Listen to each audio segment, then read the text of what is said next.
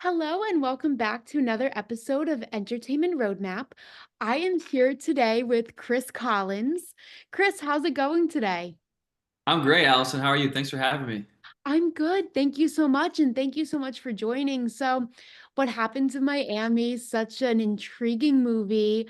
Such, it came out. I watched it, me and my co host, we watched it right away. Must have been so much fun to be a part of. Thank you. Yeah, it was a blast. It was really just a dream cast and crew. I wish I could do it, every day for the rest of my life. It was so much fun. Everybody did a great job, and I was just flattered to be a part of it. Everyone was amazing. So thanks for watching it. I really appreciate you tuning in. No problem. Oh my God. When we saw like the first trailer of it, where we were like, we have to watch this movie. We have to get the cast. We were so excited. And I'm gonna get back into the film, but just kind of to start off, when and how did you get into acting? Right. So I grew up in Buffalo, New York, and you're from New Jersey? Yes. Very cool. And so we're Yeah. both from the East Coast. That's great. When I was a little kid, my mom sort of pushed me into acting a little bit. She just kind of suggested I try it out, and I did some plays at my middle school, and they had a blast and did the musicals and everything, and did community theater, and I just loved it, and I just wanted to be like a movie star when I was a little kid. It was always my dream. So I was always trying to act, and I think I just loved attention as a kid. I think I liked playing pretend and being fun and being funny. So when I was a kid, I always wanted to be a movie star. And then, high school, I sort of stopped acting halfway through high school. I just kind of got lost. And I went to college for graphic design. I directed some like videos and stuff like that and messed around. But I sort of lost my way in terms of like my dream. You went to Marist, right? I did, yes. So I went to Canisius College in Buffalo. We used to like play each other and stuff. Oh, okay. Yes, yes, I've heard of it. That's Is fun. Marist a Catholic school? It was, but they separated from, I think, the religion. Nice. Hey, a lot of Yeah. people. That's okay. And so after college, I got a job in the NFL, actually doing graphic design, and I ended up moving to California to do that. And I like just didn't have a good time doing it. I thought this was my dream job, and it wasn't. All of a sudden, I wasn't having a good time. So I kind of realigned my priorities and thought about what I wanted to do when I was a kid. And I remembered I wanted to be an actor, so I started auditioning up in San Francisco and booked one or two little things. And I just said, "This is easy. I'm just going to quit my job, and move to LA." I was kind of in for it when I got here, but yeah, that was like 7 or 8 years ago, and here I am. Oh, wow. Okay. So you really, like you said, you found your way again. And I think that's really awesome because I have this conversation with a lot of people who join the podcast, but there's this kind of idea that if you want to go into acting, you have to be doing it when you're young and like you have to get in it early and all of that. But what I'm kind of seeing is it's okay to kind of take your time to find out what you really want to do. There's so many years ahead of you. And like if you start when you're a little bit older, that's okay too, like college age after college, because you're not, it's like their society makes you feel like once you graduate college, like that's it, you're so old, but you're not. You have your whole life ahead of you. So I think that's really awesome that you kind of took a step back from it, but came back to it. Thank you. Yeah, I give like my parents credit for not.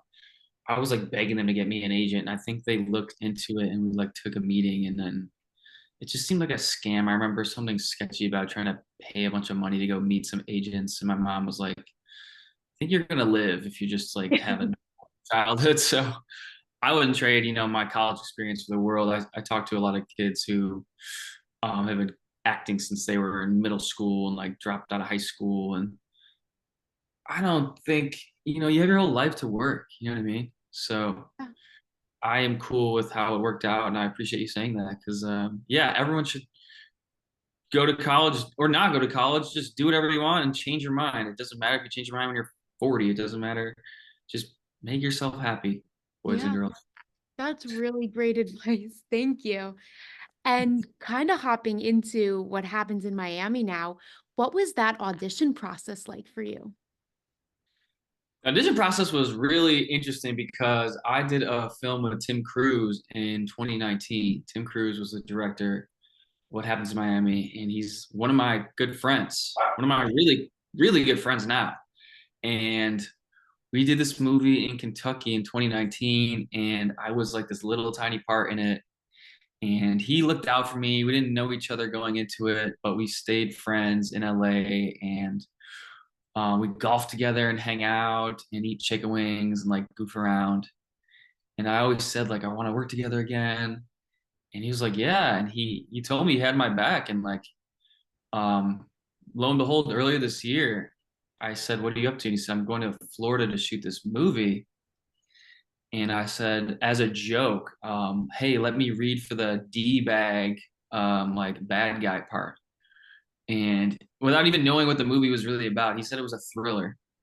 And he was like, "Actually, yeah, do you want to?" And I was like, "Of course." So he sent me the script, and I don't know if I'm allowed to say this, but whatever. He was like, they kind of have someone already in mind, but it's a local hire from Miami. And, we'd have to figure out how to get you out there. And I was kind of like, oh, I'll do anything, dude. I'll do anything. Just let me tape. So I taped it. My friend Remington helped me tape it. I had this big mustache for the tape, like a giant mustache. Because I was shooting this other thing where I had to be a park ranger. And I looked like ridiculous in this tape, but I really just went for it because I knew Tim was going to watch it, and I trust Tim and I love Tim. So Mhm. I just felt safe. And he got back to me and he said, "Hey, they really like you. The Tubi people like you. We just have to figure out how to get you out there." And we figured it out. He helped me out. So Tim looked out for me. All credit goes to him. And I think I auditioned on a Friday. I sent the tape in. On Monday, he said, "Hey, they like you." And then on Thursday, he was like, "Here's the offer." And I booked my flight on Friday, and I was shooting Monday at 8 a.m. I was in the first scene. Oh It's like, gosh. this is crazy. So, yeah, all the girls like flew earlier than me and had like a brunch and everything, and they were all like vibing. And I was like, oh my god, I have to get there, and I was freaking out, but it really worked out. But it was wild how it happened. That was a long answer, but No, but like those are the kind of things where it's just meant to be. Like that role was for you. It was like written in the stars how it kind of worked out. That's so cool. thank you. Yeah, I was really I was so flattered that they picked me, and I was like so excited because it's one of the biggest parts I've ever had. So yeah, it was wild. I was pumped. Yeah, that's super awesome. And kind of going now into your character, how would you describe Cameron in three emojis? Allison, this is a hilarious question. I give all credit to you and your friend. Who's your co-host? What's her name? Noah, and then we just brought on a new co-host too. Her name's Sabrina. Noah and Sabrina. Hello. And this question is hilarious. Are you guys Gen Z? Um, kind of Borderline? like in that, like, yeah, borderline. Either way, this is a question that traverses all generations, and I think it's great. And describing Cameron in three emojis, I would say the purple horned angry emoji. I would say that's number one. He's kind of like this scary, feisty guy, but also he's fun, and that's sort of a fun emoji. Number two, I would say the yellow triangle exclamation point emoji, which signifies danger. I would say the danger emoji because he is dangerous. And then the third emoji, if I'm taking myself seriously, which I try to sometimes, once in a blue moon, I would say the broken heart emoji because in the end, you know how it goes. You know how it goes down. I'm not going to spoil it for the 11 people who haven't seen the movie who might listen to this, but go watch the movie, see why I picked my emoji, and that's it. Again, great question. Thank you, Allison. Great, funny question. Emojis No, are good stuff. yeah, thank you for that answer. That those are good emojis. And one thing that just absolutely shocks me about this film was that it was made in just 14 days. Like, Mhm. that is absolutely crazy. So, what was it like filming a movie in that short of a time span? It was a blast. It was a whirlwind. I think I listen to a lot of actors' podcasts, just like this. So credit to you because people listen to these. Um, and what I take from the actors who have made it to the top is they say, being in franchise films and things like that are really fun, but it's a lot of waiting around. You might shoot two scenes in a day and you're just in your trailer waiting around because it's CGI or it's these big name actors. And shooting a film like this so fast, like we would shoot like, 10 pages in a day. And that's a lot. And one day, I think we shot something like 75 setups, which is crazy. So, all credit to Tim and the crew. Michael Street, the cinematographer, such a world class guy and great at what he does. A setup is when you set up the camera for an angle. So, you and me right now, this is two setups. You're Mhm. looking at me, I'm looking at you. They did 75 of these in one day, which is so nuts. And I Yeah. think they shot well into the night. Like it was like 1 or 2 a.m. and they wrapped. And I think it was one of the last nights of the entire cast and crew being there. So we were like, oh, cast party after, let's go out. And at 1:30 or 2 a.m. when everyone wrapped, everyone's like, good night. There's no Yeah. cast.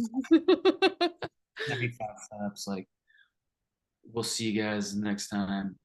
So shooting in 14 days was so fun. It was fast and fun because you don't have to second guess what you're doing. It's just quick. You don't have time to think super hard about it. And that's such a help. That's so great.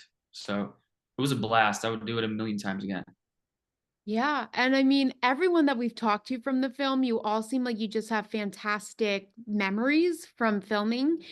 So Mhm. I have to know if you have any favorite memories from what happens in Miami. It's a great question. Let me see.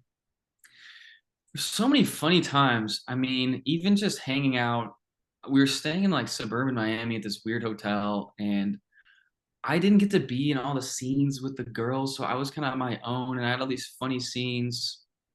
Even the first day shooting with uh, they're not, I don't want to say background actors because they had like little bit parts, and they all spoke fluent Spanish. That was a really fun memory. Telling them to like spread out, and I'm dealing drugs and everything. That was hilarious. Meeting the extras and speaking in fluent Spanish. That was one of my favorite memories. The whole crew spoke Spanish, Oh, and wow. learning Spanish from them was really great. Another fun memory was our fight scene in the climax of the film. Rachel and Ashley and Jada all sort of beat me up. We had this really eclectic stunt guy teaching us the fight choreography. He was a little different. He kept fake punching me. Oh no. Everyone got a huge kick out of it. And after a while, I was like, all right, man, we get it. Uh, that was really funny. And also, Tim was so kind about letting me improv because my character was like such an interesting, weird guy that I was trying all these funny improv lines. And we shot the rehearsal of the one scene, and I turned around and they break into the house and they're just walking down the stairs. And I turned around and I was like, y'all can't be serious.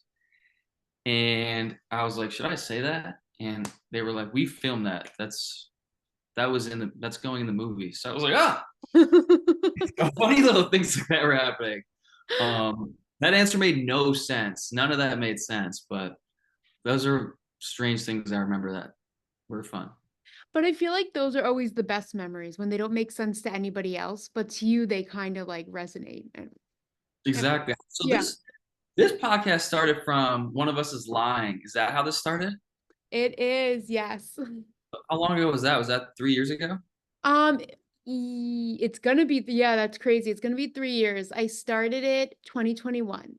Or no, actually, I'm kidding. It's gonna be 3 years. I started it 2022. So at the end of their second season, before I didn't know they got renewed, I started it. And then, There you go. yeah, Well, and then you said I don't want to stop with this show. I want to just keep interviewing people because it's fun. yeah, yeah. That's Who are some of the most favorite people you've interviewed? I mean, off the top of your head that stick out. Oh, so I mean, I have to say every person I've interviewed has been amazing, but I was a huge fan of Marianne Tejada from One of Us is Lying, and she joined me. Nice. Um, Jess McLeod has always been really fun. And then I'm trying to think who else. Just There's wow, if you don't mind me asking. Jess McLeod's from One of Us is Lying as well. Oh, sweet. So Yeah. Annalisa was on that, so you got to get her on here. I've been trying. I've been trying so badly. I want to talk to her. I met her at the when they She's had like better. One of Us is Lying like little thing at the Empire State Building in Comic-Con. So I went and I saw them. So it was really cool. I love Annalisa. She's so sweet. I auditioned for that show, and I auditioned for Barrett Carnahan's part. I want to say that's his. Okay. Okay, I can see it. I remember the audition. I thought it was going well, and then I just like bombed it, and I walked out being like, I didn't get Oh no. that. It was back when auditions like were in person, so it was so nerve wracking and fun, but it was just a lot. And I think I was like the first one there. They had me go first, and the woman, God bless, the casting director was like late getting there in the morning, and like there was a dog running around. And I remember sitting there for half an hour, just being like, it's like I'm getting overcooked. It's like a bun in the oven. Like I'm burnt. I'm no longer fresh and ready to do this. And I Yeah. went and found a way to mess it up. So kudos to Barrett Carnahan for doing that. I'm so sorry. Yeah. My dog is crazy. He's barking, but Oh, I can't um even hear it. Sorry about it. oh My bad. perfect. See her back. So loud. But yeah. So it started with that. And then when the show was over, I'm like, you know what? Like, I want to keep going. And it's been so great. I found so many guests that I've been able to kind of have on. And it's people like you who really come and make the show what it is. So thank you. You got it. Yeah, congratulations. I feel like we're all coming up together, like in 10 years we'll all be in a different further spot and then we can say, I remember you interviewed me on Zoom Right. from New Jersey and here Right. you are. Hopefully one day you'll be on the red carpet. I'll be on the red carpet interviewing, and we'll be like, hey, wait, And it's we'll be like, we were kids. We were just right. I'm secretly older than you, but I'll take what I can. So, did you have a favorite scene to film in What Happens in Miami, or does that kind of go with some of your favorite memories? Hmm. They were all so fantastic and cool in their own way. Um, One scene that stands out, I want to shout out Lauren O'Quinn. She was the detective in the film. She has a great little Georgia accent. She's really nice. She was in Florida Project, which is a great movie. I don't know if you ever saw that movie. Heartbreaking. She plays the child services lady who comes in, takes the little girl away. I just spoiled the movie. Whoever hasn't seen it, but it was so cool working with her. She was really nice, and I was on a huge Law and Order binge going into this movie. For some reason, I caught Law and Order on Peacock and started just watching every episode.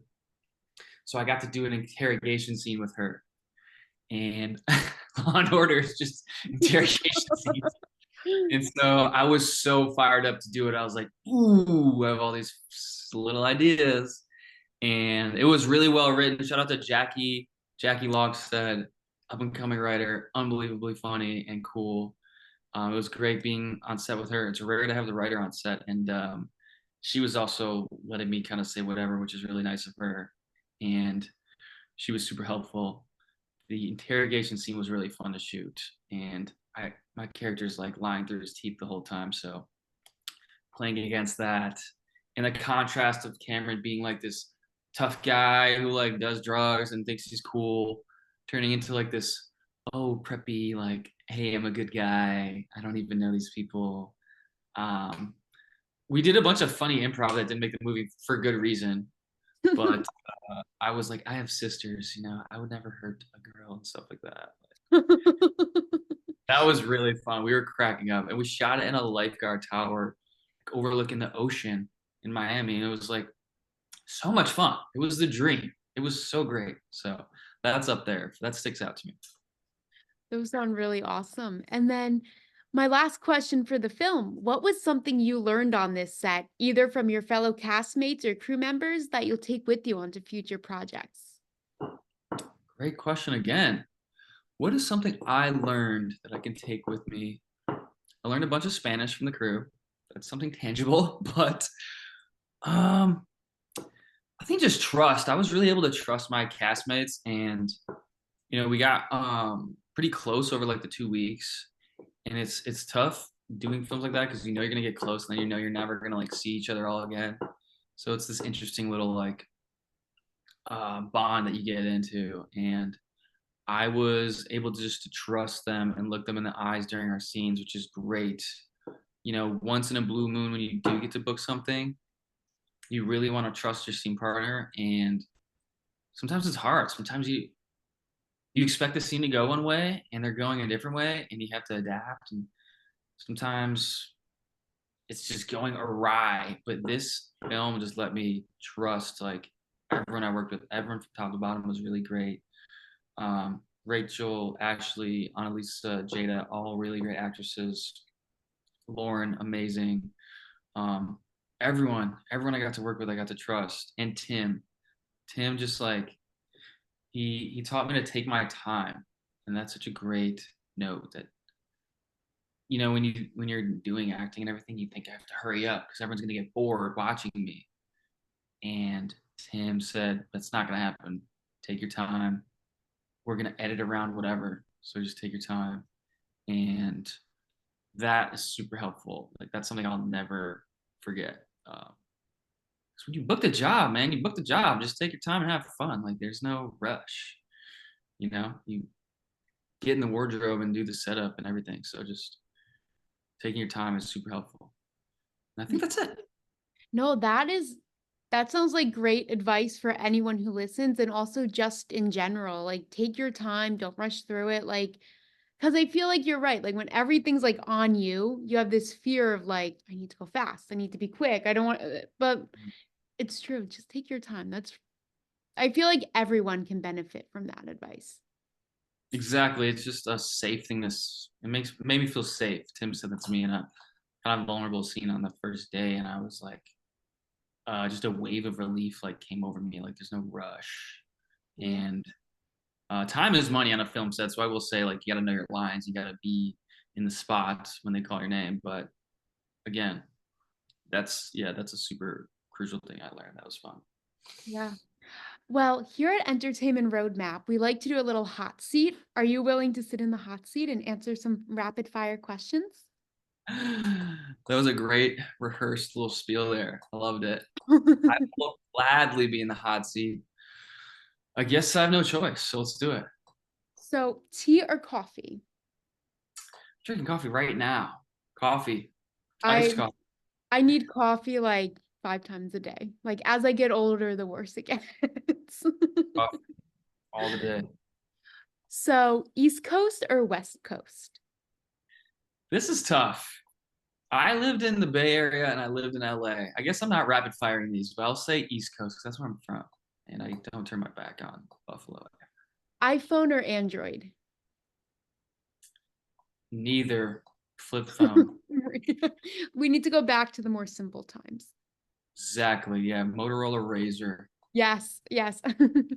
And if you could portray any TV or film character, it could be a past show or a present show, who would it be? Oh my God. Anybody on The Wire? The Wire is my favorite show ever. Oh, I've never Uh, seen Wire is a great show. It's from the early 2000s. That it. is a great show. That or someone from Buffalo. I'd love to play someone from my hometown. That'd be cool Yeah. someday. So that's my answer. Well, Chris, thank you so much for joining me today. It was so much fun getting to speak with you and all the best on your next endeavors. Thanks, Allison. Thanks for having me. And you are really good at this. So Thank I you. feel like this is our first interview together, but not our last. Our paths will cross. Definitely. Yes. We're friends now, so keep in touch. Let's like be Instagram friends. And if you're ever out here, like look me up, and I'll find you in New York City or wherever. Yes, definitely. Thank you so much.